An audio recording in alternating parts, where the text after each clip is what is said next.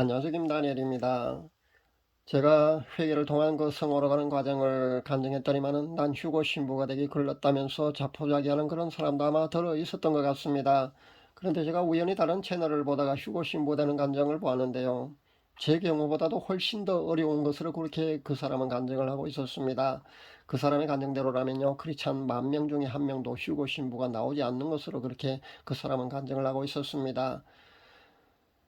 실제 그 성경 구약의 그 노아 홍수 심판 때 말입니다. 그 노아 홍수 시대에도 그 사실은 노아 가족 8명만이 구원함을 받았지 않습니까? 그 당시 노아 시대에 전 세계 인구가요, 그 과학자들 추산에 의하면 약 80억 정도가 되었을 것으로 그렇게 추산을 합니다. 그러니까 지금 세계 인구와 그 노아 홍수 시대 그때 당시 인구가 거의 비슷했다고 그렇게 추산을 합니다. 근데 80억 중에 8명 같으면요, 1억 명 중에 1명이 구원함을 받은 것이 됩니다. 그러니까 극소수만이 구원함을 받은 것으로 그렇게 성경은 기록하고 있습니다. 이뿐만 아니라 그 이스라엘 백성들이 그 가나안 땅에 들어간 숫자 말입니다. 그 숫자를 보아도요, 출애굽 1세대는 여호수아와 갈렙 두 사람밖에 들어가지를 못했습니다. 출애굽 2세대, 3세대만이 가나안 땅에 들어갈 수 있었지 않습니까? 우리가 잘 아는 그 지도자인 모세조차요, 광야에서 그 반석을 쳐서 물이 나오게 할 때 2번 쳤었다고요. 하나님이 너는 그 가나안 땅에 들어가지 못한다고 그렇게 말씀하셨지 않습니까? 실제 모세는요, 가나안 땅이 내려다 보이는 그 느보산 정상에서 그렇게 죽음을 맞이합니다. 이때 모세가 늙고 노쇠해서 그 병환으로 죽은 게 아닌 것으로 그렇게 성경은 기록하고 있습니다. 그러니까 정정한 상태, 육체적으로 아주 그 건강한 상태에서 모세는 하나님 말씀 때문에 가나안 땅에 들어가지 못하고 가나안 땅이 내려다 보이는 그 느보산 정상에서 그렇게 죽음을 맞이합니다. 이런 성경에 기록된 사실로 보아도요, 구원함을 받는다는 거 말입니다. 그것은 하늘의 별따기만큼이나 낙타가 바늘기로 그렇게 들어가는 것만큼이나 실제 어려워 보입니다. 구약의 기록뿐만 아니고요, 실제 신약의 기록으로 보아도요, 그 율법을 잘 지킨 그 부자 청년의 그 이야기가 나오지 않습니까? 거기 보면은 나중에 그 제자들이 그 부자 청년의 예를 보고요, 그렇다면 누가 감히 구원을 얻을 수 있겠사옵니까? 그렇게 예수님께 근심 어린 그런 질문을 하지 않습니까? 그 본문이 있다는 겁니다. 그러니까 그것을 본다고 할지라도, 그것을 보더라도요, 그 천국에 간다는 거 말입니다. 그러니까 구원함을 받는다는 것이 분명히 쉽지 않은 것으로 신약에서도 그렇게 기록하고 있습니다. 그뿐만 아니라 예수님이 이 땅에 오셔서 직접 하신 말씀만 여러분 한번 찾아보십시오. 공간복음에 기록된 그 예수님이 직접 하신 말씀 말입니다. 그것만 찾아서 여러분 한번 읽어보시면 아마 여러분 쇼킹할 겁니다. 왜냐고요? 천국에 가는 것이 예수님은 분명히 쉽지 않다고 그렇게 말씀하고 계시거든요. 우리가 알고 있는 대로 그 목회자들이 예수님만 믿으면 모두가 구원함을 받는다는 그런 그 메시지 말입니다. 우리가 보통 그렇게 알고 있지 않습니까? 그런데 그렇지 않습니다. 예수님 말씀하신 그 천국에 가는 그런 것에 대한 그 가르침 말입니다. 직접 하신 말씀을 찾아보면은요, 우리가 알고 있는 그 구원의 공식, 예수님 믿으면 모두가 구원을 받는다는 그거 말입니다. 그것과는 분명히 차이가 있습니다. 여러분이 직접 그 목회를 통한 그런 메시지를 듣는 것보다요, 실제 성경 말씀에 기록된 예수님 말씀을 한번 직접 찾아서 한번 읽어볼 수 있기를 바랍니다. 정말 예수님은요, 구원에 그 이르는 거요, 천국에 들어가는 것이 그렇게 쉽지 않다고 분명히 그렇게 가르치고 있습니다. 그렇다면 정말 휴고 신부가 되는 거 말입니다. 그만큼이나 어려운 것일까요? 여러분은 어떻게 생각하십니까? 크리스찬 10,000명 중에 한 명도 휴고 신부로 탄생되는 게 쉽지 않아 보입니다. 정말 그렇다고 여러분 생각하십니까? 간증이라든 그런 거 보면 다 그렇게 나오지 않습니까? 오늘은 여기에 대해서 분명히 성경적인 그 해답을 여러분에게 드려야 될 것 같습니다. 요한계시록 근거에 하면요, 그렇지는 않습니다. 그러니까 그 정도는 아닌 것으로 분명히 나온다는 겁니다. 요한계시록의 근거에 하면은요, 이스라엘 각 지파 그 구원받는 숫자가 나옵니다. 12,000명씩 그렇게 더해서요, 14만 4천 명이 구원함을 받는다는 그런 계시록 7장 4절에 그런 본문이 있습니다. 그리고 여기 14만 4천 명 이 숫자 말입니다. 이 숫자조차요, 상징적인 숫자라서 그 많은 성경학자들이 더 많은 숫자라고 그렇게 해석을 한다는 사실도 여러분 잊지 마시기 바랍니다. 그리고 계시록 7장 14절에 보면은요, 큰 환란에서 나오는 자들을 언급할 때 보면은요, 어린 양의 피에 그 옷을 씻어서 희귀한 자들로 언급된 그 각 나라와 족속과 백성과 방언에서 능히 셀 수 없는 큰 물이라고 기록되어 있다는 것을 여러분 기억할 수 있기를 바랍니다. 그것으로 본다면요, 우리가 말하는 10,000명에 1명 정도, 뭐 그렇게 아주 극소수, 성경에 그동안 기록된 그 구약에 기록된 그런 거 모든 거 종합한 그런 숫자하고는 분명히 다르다는 것을 여러분 발견할 수 있을 겁니다. 그러니까 아주 극소수만이 휴거된다는 그런 개인 간증 말입니다. 그런 간증은요, 그냥 주관적인 개인 체험으로 여러분이 인식할 수 있기를 바랍니다. 에나타 채널에서도 아마 그렇게 말을 한 것 같던데요. 우리나라에서 뭐 몇백 명밖에 휴거되지 않는다고 그렇게 간증을 하는 것을 제가 보았는데요.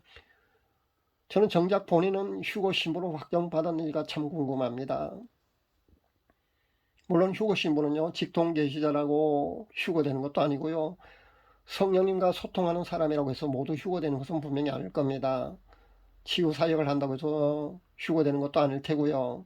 귀신 쫓아내는 그런 사역을 한다고 휴거되는 것도 아닐 겁니다. 찬양 사역을 열심히 한다고 무조건 휴거된다는 그런 보장은 없습니다. 그러나 막연한 공포심을 불러일으키는 이런 개인 간증 말입니다. 그러니까 크리스찬 10,000명 중에 1명도 휴거 신부가 탄생하기 어렵다는 이런 그 간증은요, 이런 간증을 해서 많은 사람이 자포자기하게 만들지 말아야 된다고 저는 생각해 봅니다. 그러니까 휴거 신부는요, 회개로 인해서 정결함, 그러니까 신부가 될 정도로 정결해지게 되면요, 휴거 신부가 누구나 될 수 있다는 점을 분명히 말씀드립니다. 얼마나 정결해야 하느냐, 그런 기준은요, 아마 하나님이 정하신 그 기준이 분명히 있을 걸로 저는 봅니다. 그 기준에 들 정도로 자신이 그 성화의 단계에 들어가게 되면요, 누구나 휴거가 된다고 저는 봅니다. 휴거 신부가 될 수 있다고 저는 봅니다. 아마 이 정도가 되려면요, 이미 이 세상의 그 웬만한 것들과는 아마 단절된 상태일 거로 저는 봅니다. 그리고 그것을 계속해서 유지해야 될 줄로 압니다. 그러니까 휴거가 일어날 때까지, 예수님이 공중 강림하실 때까지요, 우리가 휴거될 때까지 그것을 유지해야 될 걸로 압니다. 물론 아마 쉽지 않을 걸로 압니다. 저도 제게 보여지는 것을 보면은요, 세마포 혼인 여부에 약간씩 그렇게 오염되어 있는 그런 경우도 발견하거든요. 그래서 신부 확정됐다고 해서 여러분이 안심하고 그렇게 개인 영성 생활을 등한히 하고 그렇게 해서는 안 된다는 것을 분명히 말씀드립니다. 그리고요, 그 예복의 정결함을 여러분이 계속해서 유지해야 되는데 그 유지하는 비결은요, 다름이 없습니다. 여러분이 개인 영성 생활을 꾸준히 계속해서 해 나가야 된다는 점입니다. 그렇게 하다 보면요, 누구나 넘어졌다가 다시 일어나고를 반복하지만은 쉽게 아마 그렇게 영성의 깊은 곳까지 아마 여러분이 도달할 수 있으리라고 저는 생각해 봅니다. 오늘은 그 성화로 나가는 방법에 대해서, 그 방법론에 대해서 여러분과 이야기를 조금 나누고자 합니다. 첫 번째는 그 구약 시대 이스라엘 백성들이 율법을 쪼개고 세부 목록을 만들고 해서 그것을 지키려고 애쓴 것을 여러분도 잘 알고 계실 겁니다. 이런 방법으로 성경에 기록된 그 말씀 말입니다. 우리가 말씀에 순종해야 되지 않습니까? 행한 말입니다. 근데 그것을 노트에 적고 필기하고 해서 그 말씀대로 순종하려고 애를 쓰는 분들도 상당히 우리 주위에는 있는 것 같더라고요. 제가 상담하면서 그렇게 보았는데, 그렇게 성화로 나아가기를 애쓰는 사람도 저는 그렇게 있다는 것을 발견했습니다. 누구는 율법적으로 말씀을 지키려고 한다면서 그렇게 비판할지 몰라도요, 어느 정도 이런 우리의 노력과 애씀이 저는 반드시 필요하다고 봅니다. 그런데 이 방법만 계속하게 되면요, 마음의 기쁨으로 그렇게 말씀에 대한 순종하는 것이 아닌 것으로 되어본다는 것이 그 단점이라고 할 수 있습니다. 실제 성령님의 감동하심으로요, 기꺼이 말씀에 대한 순종, 기쁨으로 능히 그렇게 해 나가야 되는데요. 그것이 아니라 그 말씀에 대한 순종이 부담으로 지키기 어려운 율법적인 것으로 그렇게 점점 아마 진행될 겁니다. 그렇게 되면은요, 여러분이 그 말씀에 대한 순종이 어려워집니다. 그렇게 힘들어진다는 겁니다. 그러나 어느 정도는요, 우리 자유의지가 있기 때문에 이런 방법론도 아마 필요하지 않을까 저는 생각해 봅니다. 두 번째는요, 개인 영성 생활을 하게 되면요, 자연스럽게 그렇게 성령님의 인도하심으로 그렇게 성화로 나아갈 수 있다는 겁니다. 저는 이 방법을 통해서 성화로 나가고 있습니다. 여러분도 이 방법을 적극 권장해 드립니다. 그러니까 여러분에게 권면드립니다. 이 방법을 한번 써보시라고 한번 권면드립니다. 그러니까 다니엘서 6장에 보시면요, 그 다니엘이 하루 3번씩 자신이 거하는 방에 예루살렘으로 향하여 열린 창에서 무릎을 꿇고 기도한 것으로 나오지 않습니까? 한 번 기도할 때 1시간씩 만약 기도했다면요, 다니엘은 하루 3시간을 기도한 것이 됩니다. 만약에 40분씩 기도했다면요, 2시간을 기도한 것이 됩니다. 이렇게 다니엘은요, 꾸준히 개인 영성 생활을 한 것으로 성경은 기록하고 있습니다. 우리도 이렇게 해야 된다는 겁니다. 성령 세례를 받거나 큰 회심을 하게 되면요, 일시적으로 웬만한 그 죄된 것들은 죄악된 그 모든 습성들이요, 자연스럽게 끊어집니다. 저도 그랬습니다. 그런데 완전히 모든 것이 끊어지는 것은 분명히 아닙니다. 오랫동안 그런 습관이 되고 익숙해진 그런 죄의 습성 말입니다. 그런 중독성 있는 죄는요, 금방 끊어지지 않는다는 겁니다. 그래서 우리가 넘어지기도 하고 다시 일어서기를 반복한다는 겁니다. 그런데 누구나 자신의 취약한 부분, 그런 그 약점이 있다는 겁니다. 저도 제가 약한 부분이 분명히 있었습니다.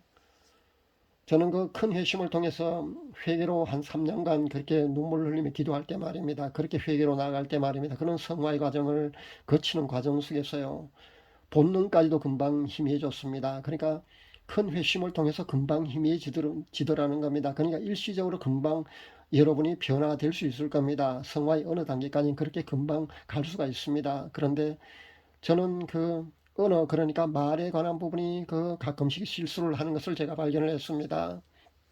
그러니까 성령께서 지적을 해주시는 거죠. 그러니까 성령님의 인도하심을 받게 되면은요, 자신의 취약한 부분을 그 잘못했다고 그렇게 지적을 하십니다. 그렇기 때문에 그 부분까지도 온전해질 때까지요, 여러분이 훈련을 계속해서 나가야 된다는 겁니다. 기도하고 회개하고 그런 과정을 거치면서요, 여러분이 개인 영성으로 그렇게 깊은 성화의 단계로 그렇게 진행해 나가야 되는 겁니다. 본능까지도 희미해지는데 어느 그러니까 말에 관한 부분이 그 쉽게 성화로 나가지 못하는 것을 저는 그렇게 발견했습니다. 앞서 말씀드린 대로 그렇게 율법적으로 애쓰는 것보다요, 이렇게 개인 영성 생활을 여러분이 꾸준히 함으로써 성령께서 인도해 주시고 도와주셔서 그렇게 이루어가는 그런 성화의 방법이 아마 저는 가장 좋은 방법이 아닐까 그런 생각을 해봅니다. 이런 훈련 없이요, 저절로 성화는 분명히 될 수 없다고 저는 봅니다. 각자 자신에게 맞는 그런 그 성화의 방법을 찾아서요, 그런 성화로 나아갈 수 있기를 바랍니다. 이 두 가지 방법을 절충한 방법도 한번 찾아보시고요, 그렇게 본인에게 맞는 방법으로 여러분 성화를 꼭 이룰 수 있기를 바랍니다.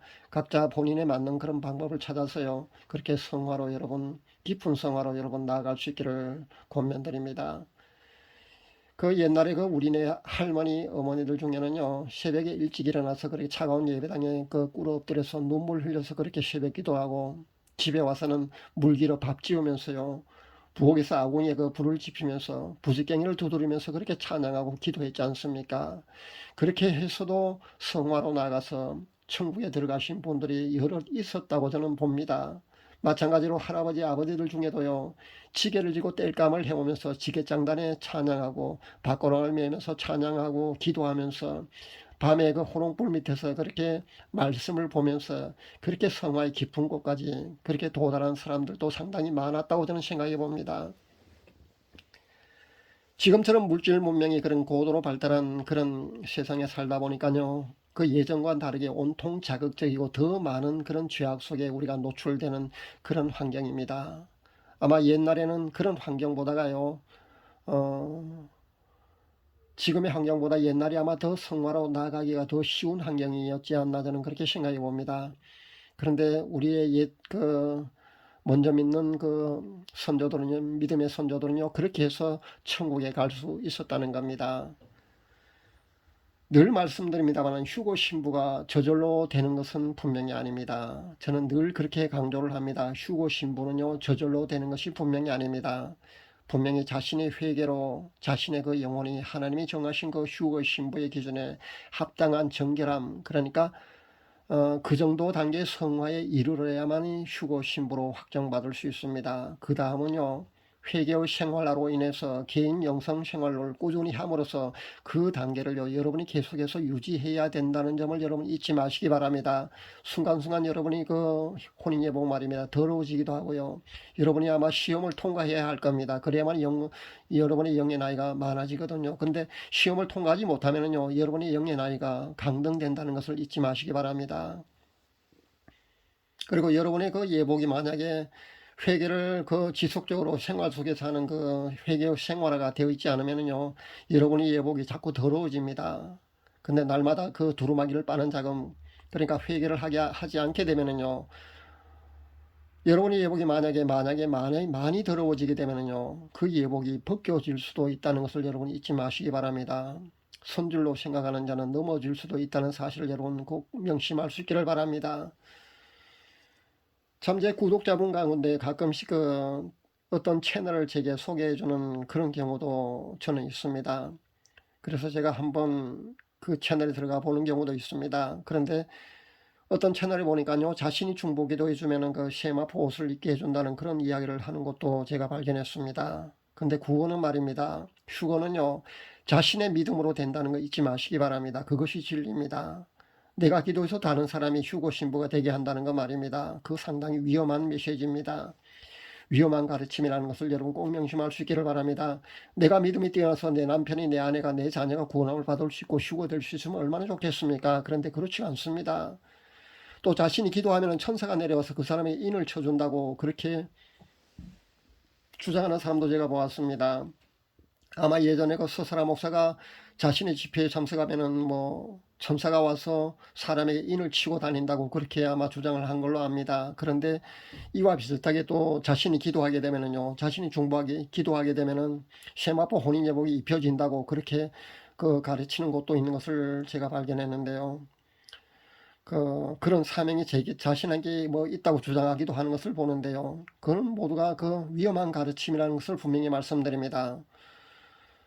그 성령의 인을 친다는 거 말입니다. 그게 특별히 그 천사가 와서 그렇게 인을 치는 것이 분명히 아니라고 성경은 기록하고 있습니다. 에베소서 4장 30절 말씀을 여러분 한번 읽어볼 수 있기를 바랍니다. 하나님의 성령을 근심하게 하지 말라. 그 안에서 너희가 구속의 날까지 인치심을 받았느니라. 새로이 무슨 그 인을 치는 것이 아니라고 분명히 성경은 이렇게 기록하고 있다는 것을 여러분 명심할 수 있기를 바랍니다. 그러니까 성령 그 세를 받은 사람 말입니다. 성령님이 자신 안에 내주에 계신 그런 사람들, 성령의 은사를 받은 사람은요, 성령이 자신 안에 내주합니다. 그 안에서 성령님이요, 우리가 구속의 날까지 그렇게 인치심을 하고 계신다는 겁니다. 성령님이 소멸되고 그러니까 성령님이 떠나가시는 경우도 거의 없지만요, 그렇게 떠나가시는 경우 같으면 물론 그 사람이 아마 그 인치심이 없어지는 걸로 압니다. 그렇지만요, 그런 경우는 거의 희박하고요. 그러니까 성령님이 내주에 계시는 사람은요, 우리가 그 안에서 벌써 인치심을 받았다는 것을 성경은 이렇게 기록하고 있다는 사실을 여러분 꼭 명심할 수 있기를 바랍니다. 그러니까 자신이 하는 집회에 참석하게 되면 뭐 천사가 인을 쳐준다거나 아니면 자신이 기도해주면 이마에 천사가 인을 쳐준다거나 하는 그런 가르침 말입니다. 거기에 몰려가고 하지 마시기를 권면드립니다. 철저하게 자신의 회개로 하나님이 정하신 그런 신부가 될 수 있는 그런 정결한 말입니다. 그 성화의 기준이 여러분이 들어야만이 휴거 신부가 되어서 세마포 혼인 여복이 여러분에게 주어질 수 있다는 점을 여러분 잊지 마시기를 바랍니다. 그리고 신부 확정된 분들도요, 그 혼인 예복의 정결을 반드시 유지해야 된다는 사실을 명심할 수 있기를 바랍니다. 이것은요, 다른 방법이 없습니다. 개인 영성 생활을 여러분이 꾸준히 하셔야만이 회개의 생활하러 그렇게 여러분이 여러분에게 주어진 그 세마포 혼인 예복의 그 깨끗함을 여러분이 유지할 수가 있는 겁니다. 오늘은 휴거 신부가 되는 회개 그리고 성화에 이른 방법론에 대해서 여러분과 이렇게 말씀을 나누었습니다. 성화에 이른 방법론 말입니다. 여러분에 맞는 그런 방법론을 여러분 한번 찾아볼 수 있기를 바랍니다. 제가 두 가지를 제시했고요. 두 가지 다 일단은 있습니다만은 제가 아는 방법이 아마 더 좋은 방법이지 않을까 싶습니다. 그런 방법으로 여러분도 반드시 성화의 깊은 단계까지 여러분도 꼭 들어갈 수 있기를 간절히 바랍니다. 휴거 신부가 되게 해주겠다는 곳이나 아니면 세마포 혼인 예복을 입게 해주겠다는 그런 곳을 여러분 기웃거지 말고요. 그리고 하나님의 인을 쳐준다는 그런 곳에 여러분 따라가지 마시고 진리 안에서 자신의 회개로 휴거 신부가 된다는 그런 원칙을 잊지 마시기를 다시 한번 당부드립니다. 그렇게 신부 단장할 수 있기를 바랍니다. 은사 좋아하다가 성령 사역이 아닌 곳에 가서 임파테이션 그렇게 안수받고 돌이킬 수 없는 그런 영적 피해를 입기도 한다고 제가 말씀드렸지 않습니까? 마찬가지로 쉽게 휴거 신부가 될 수 있다는 곳에 여러분이 솔깃해하다가요, 얼마 남지 않은 시간을 여러분이 낭비하는 바람에 기회를 놓치고 마는 그런 어리석음 속으로 여러분이 달려가지 마시기를 저는 권면드립니다. 감사합니다.